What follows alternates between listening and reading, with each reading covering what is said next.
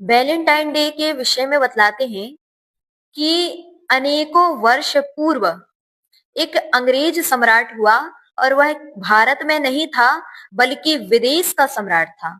उसका मानना था कि अगर सिपाहियों का विवाह ना कराया जाए तो ही उचित है। क्यों?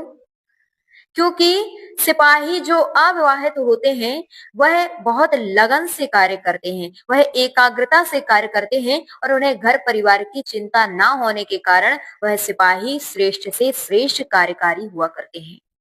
और ऐसे चिंतन के द्वारा ऐसे चिंतन के द्वारा उस व्यक्ति ने इस चिंतन को सारे देश में लागू कर दिया और सिपाहियों का विवाह कराना बंद कर दिया।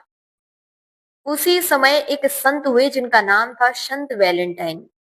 उन्हें जब इस बात का मालूम पड़ा तो उन्हें बहुत दुख हुआ कि आखिर में राजा ने ऐसा क्यों किया। तब उन्होंने छुप छुप करके उन सिपाहियों को उन लड़कियों से मिलवाना प्रारंभ कर दिया जिन लड़कियों को वह सिपाही पसंद करते थे। कुछ समय के उपरांत यह राज खुला और राज जब खुला तो राजा के कान तक भी पहुंचा कि संत वैलेंटाइन इस प्रकार के कार्य कर रहे हैं।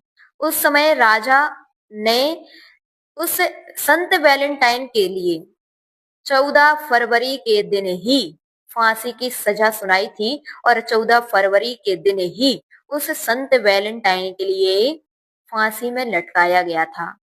और इस प्रकार के बलिदान के लिए, इस प्रकार के त्याग के लिए अनेक लोगों ने इस दिन को संत वैलेंटाइन के स्मृति में वैलेंटाइन डे के रूप में मनाना प्रारंभ कर दिया। ध्यान रखें, यह कोई भारतीय संस्कृति का कोई पर्व नहीं है और इसका कोई विशेष तथ्य भी नहीं है, लेकिन वर्तमान में भारत में पश्चिमी सभ्यता से प्रभावित होकर के लोग इस प्रकार के यह दिन मनाते हैं और इस दिन को लोग बहुत गलत तरीके से मना रहे हैं। इस दिन लड़का लड़कियां एक दूसरे को प्रपोज करते हैं और पता नहीं इसके चक्कर पे अनेक अनेक कुकृत्य करते हैं जिसके कारण उन्हें आगे चल करके भी पछताना पड़ता है। ध्यान रखें, पश्चिमी सभ्यता ने जो हमारे भारत की संस्कृति को बदनाम किया है, इसको डुबाया है, यही कारण है कि आज वर्तमान में बहुत सारे लोग सुसाइड जैसी स्थिति में आ जाते हैं,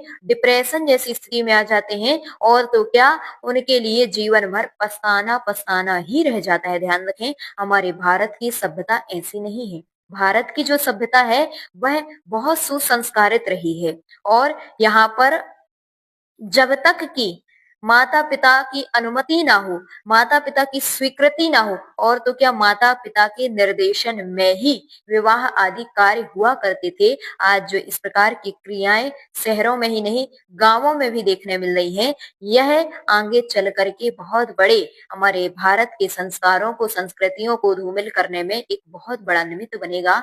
अतः प्रत्येक व्यक्तियों से कहना यही है कि वह इस प्रकार की पश्चिमी सभ्यता से ना प्रभावित होकर के हमारी भारतीय सभ्यता को ही ध्यान में रखते हुए इस प्रकार की क्रियाएं करें। और हर एक शहर में पुलिस हो चाहे वह सुरक्षा दल हो, उनके लिए प्रतिबंध लगाना चाहिए कि कोई भी लड़के लड़कियां इस प्रकार के कुकृत्य में अग्रणी नहीं रहेंगे।